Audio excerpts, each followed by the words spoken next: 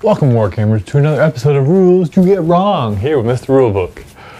So this is between Orcs and Necrons when Matt spammed his crazy amounts of flyers. It was good fun to see all those on the board. Let's get to your comments. Lord Gork 300.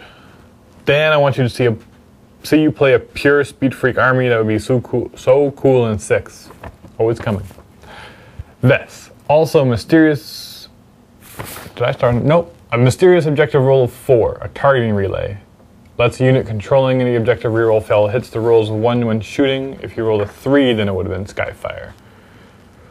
I think I mentioned it would be helpful to shoot against flyers because you get to reroll the 1s, but I might have mentioned Skyfire. I apologize if I did. You are correct though. Yes. 3 targeting relay. 3 Skyfire, 4 targeting relay. Whew. Rated Lex. Is this a beat Matt bat rep? Yes. I didn't get the $25 gift certificate. I lost. Skojo. Dan, base your orcs. I really want to see them fully finished. Well, you do have a point. You do have a point. I have so much other stuff I'm working on. But maybe. I cannot guarantee you anything. But, next comment. Godzilla. I got a fever and the only prescription is more boys. Well, I hope you never get better. I mean, better? No, you always need more boys. So you never get better. Spectra Ascendants. Hey guys, notice in your setup the Aegis defense lines are set up wrong. At least 2 wall sections must touch each other. They can be placed anywhere in a different group, so must touch one other piece of the wall. You are correct, but we had them placed beforehand just as part of the terrain. Not for, like, no one paid for them or anything. So they were just there and they counted as Aegis defense lines. So because it was kind of like a scenario we kind of just made up and threw on the board, that's why they weren't like that.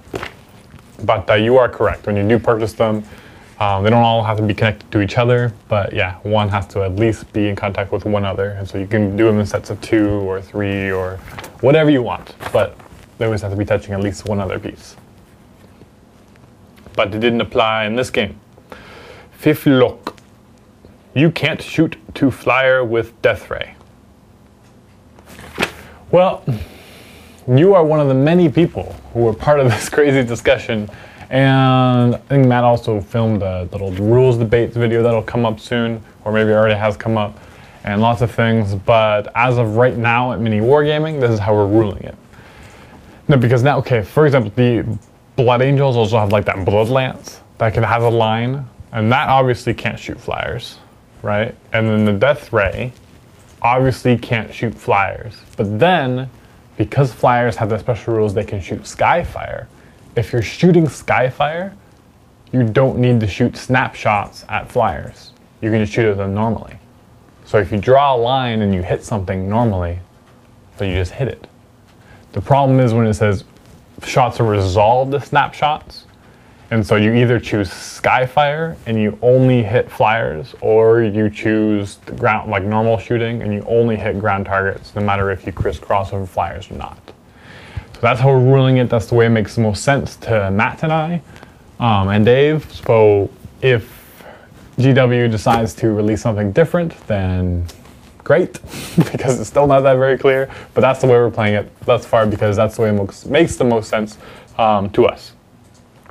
And I guess seems the most balanced as well, without completely getting rid of the Death Ray. Captain 420. Oh, he explains right here. That's why I put him in here.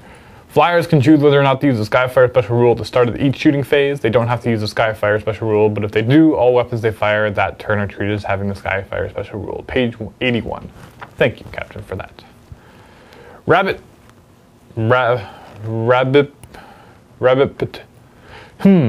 Interesting question arose in my mind as I watched the video. Can a lone Cryptek / Lord hold an objective after the warrior / immortal squad he was attached to is killed? Technically he's an HQ choice, not a troops choice, though he was attached to the troop choice as a squad leader. because he's not actually, because when he joins that squad, he's part of that squad, he's not an independent character, he's just a character that joins it, he becomes a troop, and therefore can hold objectives. Maybe. Again, a little unclear, but thus far what we're ruling is that they can. But if you have any insights, please comment below.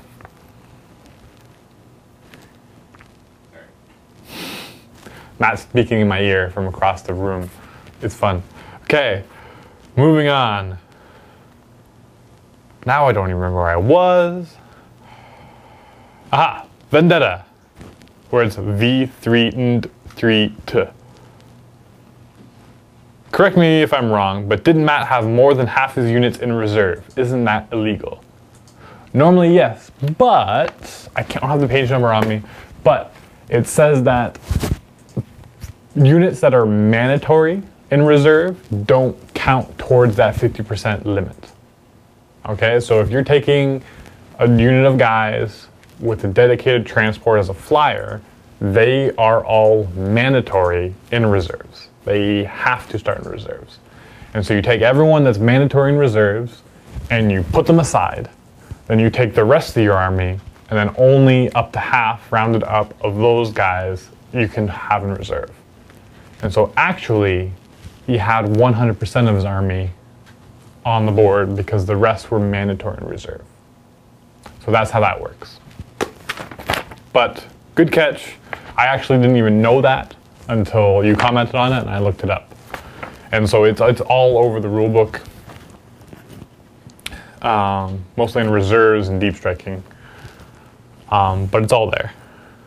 Fulcrum. Cheese list. I wouldn't want to play someone with that list. I swear this game has become he with the most dollars wins. That's nonsense.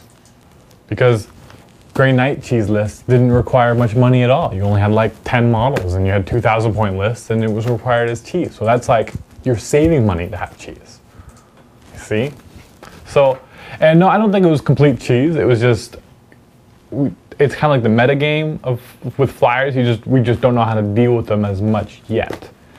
Now with like the Forge World, like Eldar flyers, you know, with the Vector Dancer, they don't even ever have to leave the board. They just jump around and shoot everything. You know, maybe that's a bit cheesy. but for all the other flyers that are not, that don't have Vector Dancer,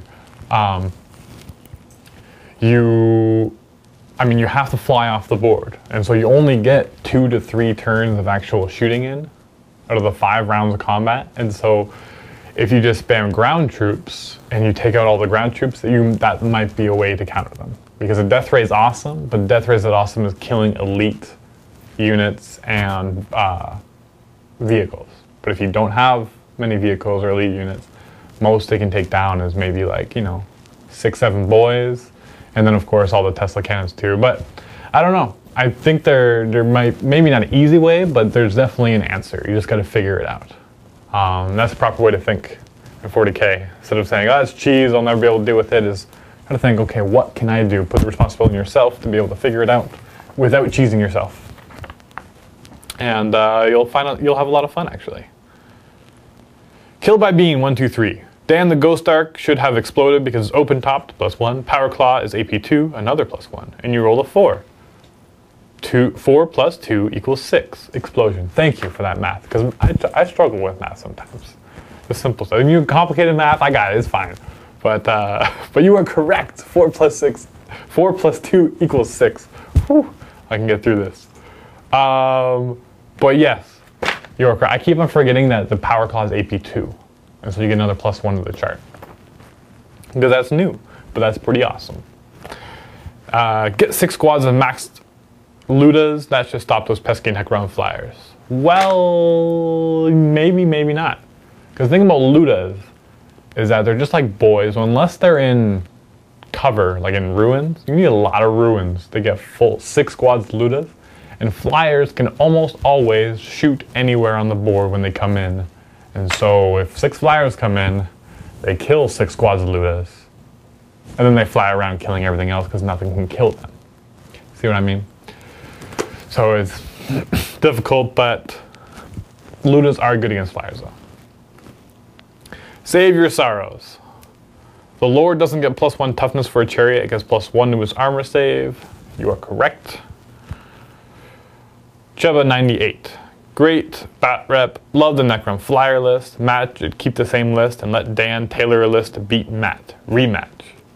There's an idea. Toman. I thought held artillery had its own ballistic skill of 2. If that's the case, orcs would benefit the most as they don't need to man it. No. There's automated guns on things like bastions. They have those heavy bolters, and those are automated, and they shoot at a ballistic skill of 2, and you can't increase it. It's just they're always automated, you can't man it. But then there's gun emplacements like the last cannons and the quad gun, and those don't shoot by themselves at all. Alright, slight amendment here.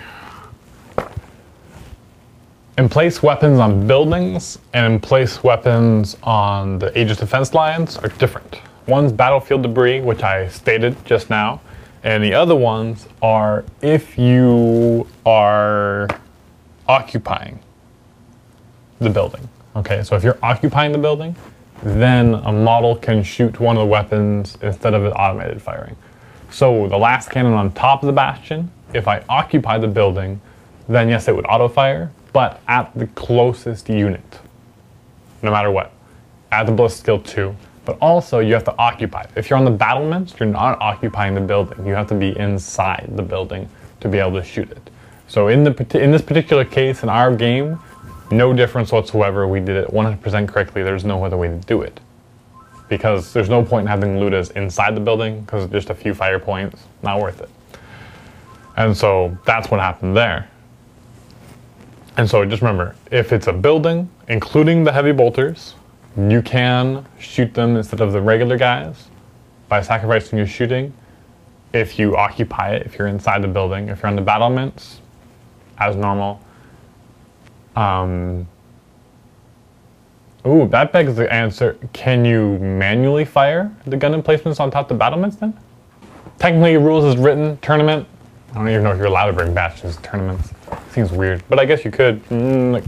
Anyways, no, you can't because I broke my flyer. If, where was I? If the guys are in the battlements, they're not occupying the building, you cannot fire the in-place gun off the top. But before we started, we said you could, and so again, house rules. And I think we're going to continue to have that rule just because it's more fun that way.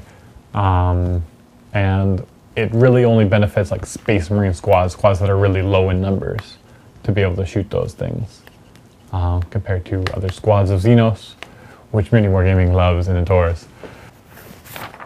Daka Bringer. Just an idea, but at the end when the Overlord and the Command Barge charged in, he could have initiated a challenge to the Big Mech / Nob, right? If the Orcs refused, then they would have one less Power Claw attacking the Overlord could still attack the squad. Correct me if I'm able to do this. He is unable to do that, unfortunately, because when you're in a chariot, you cannot give or accept challenges.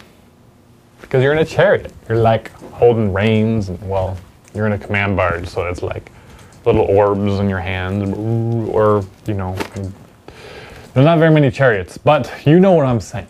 There are too occupied, you cannot fight a challenge because you're too busy reining your whole chariot to kill as many boys as possible. The whole thought of being in a chariot and charging into a bunch of guys, and then you're like, you, and only you, get over here. Come on closer, a little closer. Ah! Like, it doesn't fit, which I'm glad they made it so that you cannot do it. That's it for now. That's all the comments that were relevant and some that weren't to the rules. But slowly learning 6th edition. Thanks for all the comments and feedbacks, and happy wargaming.